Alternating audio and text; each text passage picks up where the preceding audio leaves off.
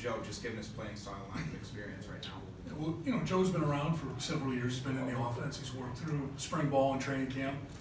And then this year he's traveled with us and he's been up there with the first and second group and gotten reps at times. So there's a base there. There's a knowledge base that you're not starting from scratch.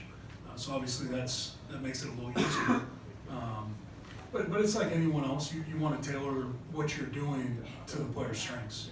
And I think Joe has some different strengths than maybe the two guys that have played for us the last several years. So you want to make sure that you're incorporating that into what you do. And then on top of it, you want to match up what you're doing against what you're going to see as well, right? So we see our defense every day in bowl prep. That's one thing.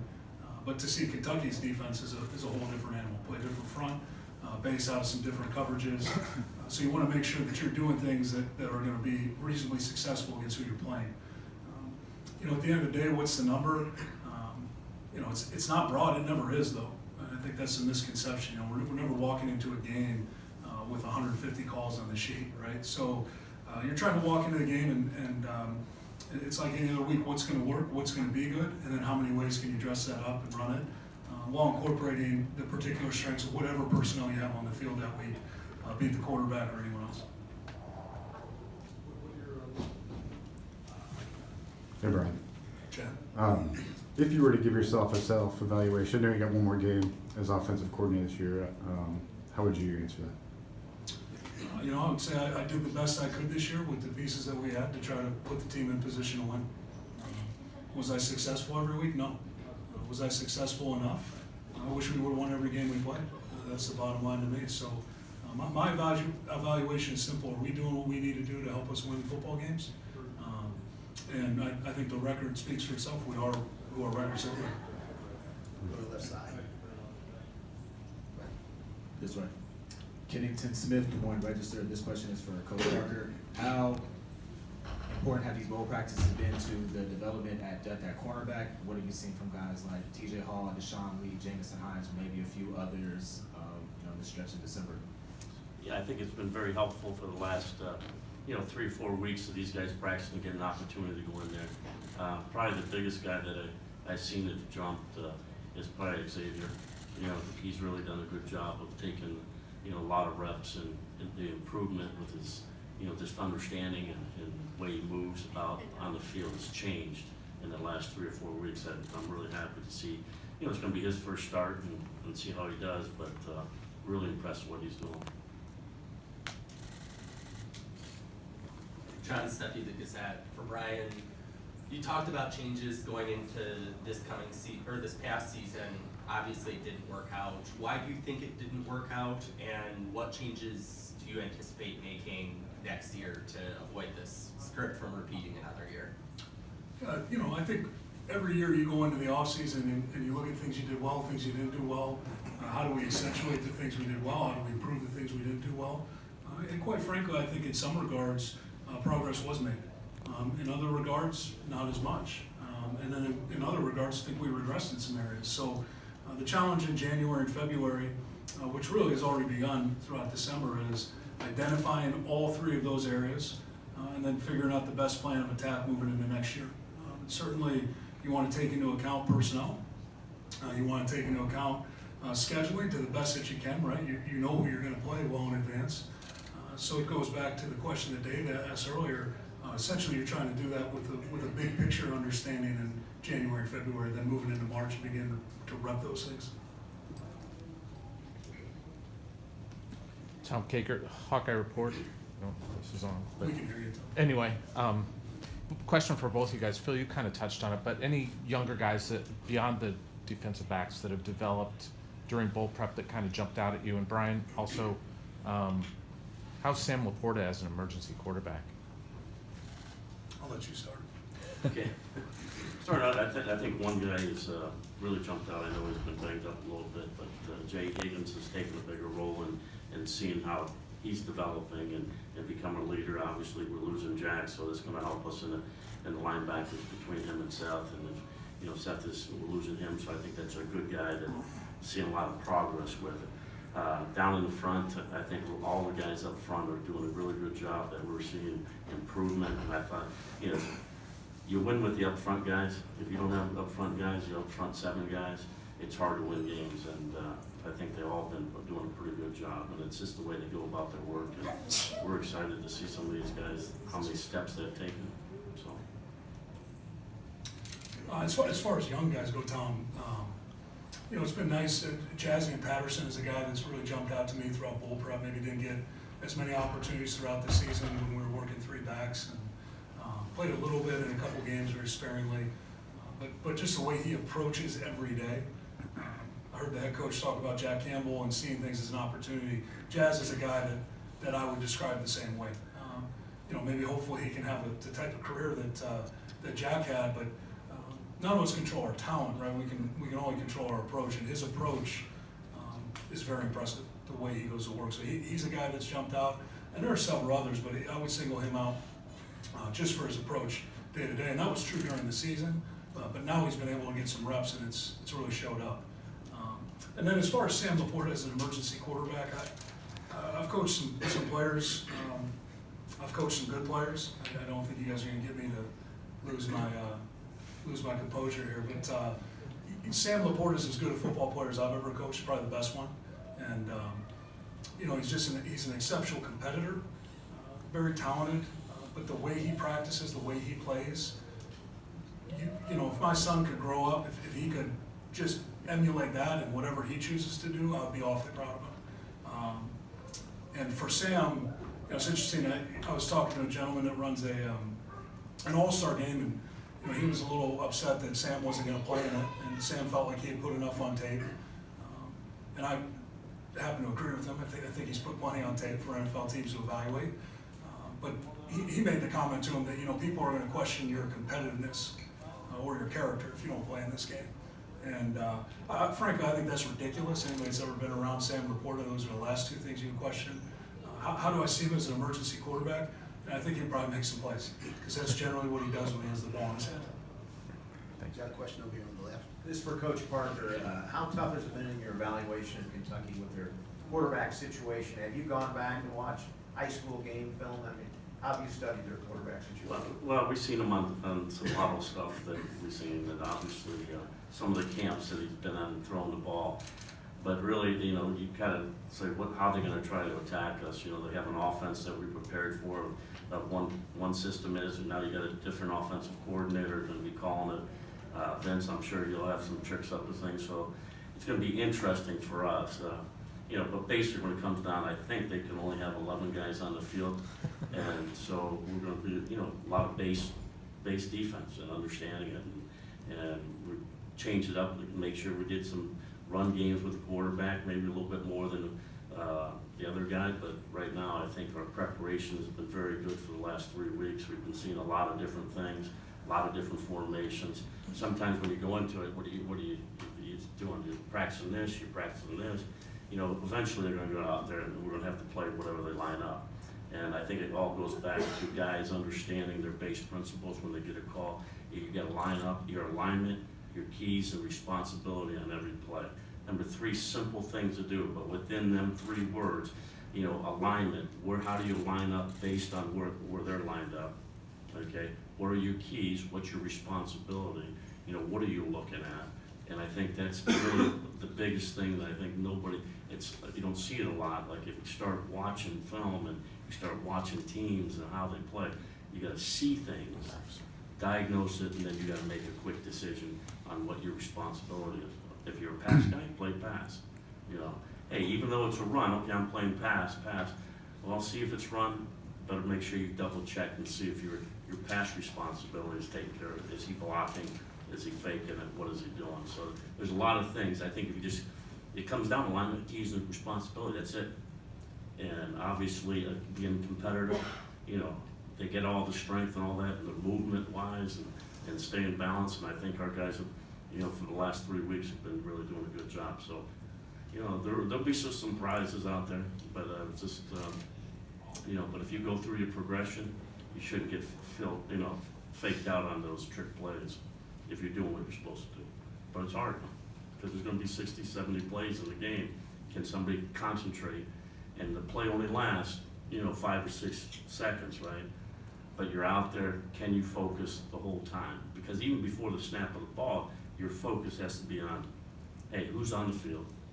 Where they're lined up? Who's talking to who? I remember seeing Brady on, I forget who he was playing, he tapped somebody on the back of the shoulder, wide receiver, and I seen him run a comeback. Well, if that defensive back would have paid attention to him, might have been a better play out there for the defensive back. It's been a while, but I think it was probably about 3 or 4 weeks ago. But it's just interesting what you see, but you have to gather all that information. And there's a lot of information out there. You should be totally physically and mentally exhausted after the game if you're doing what you're supposed to be doing. Got a question on the right side? Hey, Brian. Last time we talked, he was before Ohio State game. There was a lot of outside noise after that game. Does any of that make it to you, and what's your reaction when you know, criticism filters your way, and how have you responded? Is that a serious question? Sure. Did you read the Ohio article? No. Okay. I feel like we've covered this ground for all the Iowa guys in the room, right? My focus is on doing my job every day. Does criticism make it to me? Of course it does. My wife has criticism for me on a daily basis. All this stuff gets back to me in some form or fashion, and none of it matters. Because my job is every day to wake up and try to put our players in a position to be successful. That's it. And whatever my reaction to it has no bearing on my ability to do my job. So I keep my focus on that. And it's just like Phil said, you know, he's talking about playing defense. I don't think coaching is any different, right? Alignment, keys, responsibility, do your job every day. And if the things don't help you do your job, then you can't spend a lot of time worrying about them. You're on the left side. This is for Brian. This is Scott Docterman with The Athletic. I wanted to add one element that never changes or can't change is age, and that deals a lot with your offensive line. When you look at Logan Jones flipping over from D tackle to center, what's the progress that he's made in that position? Because he does have a pretty good starters kit. And then also one player who I think is one of the biggest humans I've ever seen is Jennings Dunker. What's his potential, and how far away is he from, say, reaching his max, but certainly reaching it to the point where he makes a real big impact on the field? Yeah, I think the good news is, like you said, both those guys have a tremendous amount of tools, and they have a tremendous amount of potential. And then it's just a race to maturity. It's a race to getting them to maximize those things. I think Logan's done an exceptional job for flipping over during spring football, and then ended up starting 12 games for us at center. It's probably, you know, probably doesn't get enough attention. What a tremendous job he's done, because it's not easy. It's very difficult. And in Jennings' case, you know, he dealt with some injuries his freshman year, missed a lot of practice time, and then you're able to get him on the field in spurts in the spring and in the summer. But every time he's been out there, he's made strides, and he's continued to improve. And he's a guy that over the course of the season has really improved and taken some strides. And there's no question he's a big man. You know, and he just kind of walks around. He has a certain demeanor to him. Even the way he turns his head, he reminds me of Arnold Schwarzenegger playing the Terminator. If you cut him open and there was a cyborg underneath, it wouldn't shock me. Although he has a little more personality than that, probably. But he's an exciting guy. He's a young guy with a lot of potential that you're excited to see grow and continue to improve. You know, we've talked about offensive line development before, and it's, you know, in a perfect world, you put those guys in the oven and you slow cook them. Neither of those guys have had that liberty. That's not their fault. They've handled the circumstance as well as they can. And what I'm excited about is the improvement that they have made, and I expect them to continue to make with reps. We'll have time for one more question after this. Questions for both Phil and Brian. For Phil, what have you seen from some of the younger linebackers who might have a bigger role next year? And then for Brian, you've gotten an influx of talent through the transfer portal with Cade and all. Are there any specific promises or any specific changes that have been promised to get them to come to an offense that ranked 130th out of 131 teams? I'll start. Yeah. No, there were no promises made. We recruit players to try to fit our system and our program. And we're recruiting people first and players second. And that's never changed. So we're excited about those two guys joining us, but quite frankly right now, John, my focus is on the football players that are going to play for us tomorrow, and some of them in their last football game. So I look forward to giving them my full attention and focus right now.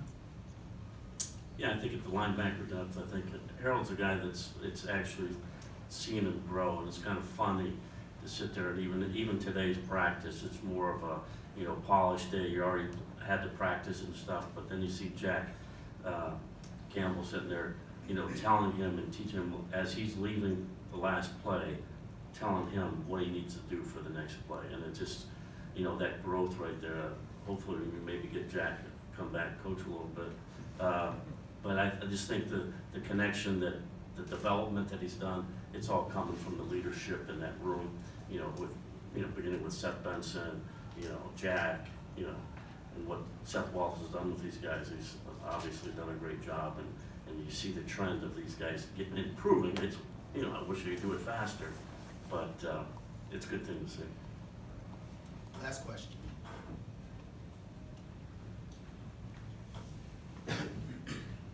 Not gonna let you walk off the stage if there's leave money on the table here, but regarding Kaleb Johnson, this is for Brian. He's made a lot of growth, it's obvious, and a lot of improvements, but he also seems like he has a lot more potential, a lot more there. What do you see from him? How has he grown through the course of the season, and what do you see for him a year, 2 years down the road? Well, you know, it's kind of like Logan and Jennings. You asked a question about those two guys. I'd lump any first-year player in the same category. You know, it's kind of like if you go in the weight room, right, and you've never trained, you're going to see some real exponential growth out of the gate. But then things are going to slow down, right? So right now, those guys have been drinking through a fire hose. They've handled it pretty well. Specifically, Kaleb, you know, he goes from playing high school football to being a starting running back in the Big Ten Conference and taking a lot of carries. Not easy. Just the physical demand of that is very difficult. So he's handled that very well. You know, he's a guy that I can't think of a time he's missed practice or missed a rep or missed anything due to being nicked up, right? So his durability's been very impressive. And then on top of it, the mental strain, if you just take football apart from the school and the expectations and the attention and some of those things, I think he's handled that very well too. So I'm encouraged by that. From a football standpoint, you know, the easiest thing for a running back is to carry the football. Even within that, you can detail a lot of what they're doing, right? A natural ball carrier, you don't want to overcoach them, but if you can just get their track exactly right to marry the blocking, timing is a huge aspect of what backs do. So it's really no different than the passing game. You want to make sure the timing of what they're doing and what they're running is matching the blocking. So you'll always be able to polish that as the years go on and get that tighter and a little cleaner. And I expect that to happen. But without a doubt, the biggest challenge I think for running backs moving out of high school football and into college football is pass protection. You know, and it's difficult enough from a fundamental aspect to block any kind of blitzing linebacker or secondary player. But just from an assignment standpoint, a lot of times running backs have one of the more difficult jobs on the field. They need to see a lot. And experience is a huge teacher with the pass protection aspect. So I would anticipate as the years go on, he's going to clean a lot of things up and get a lot better. I don't want to guess what it will look like in 2 years. I don't have a crystal ball. But my guess is if he continues operating the way he operates right now, I think his future is probably bright.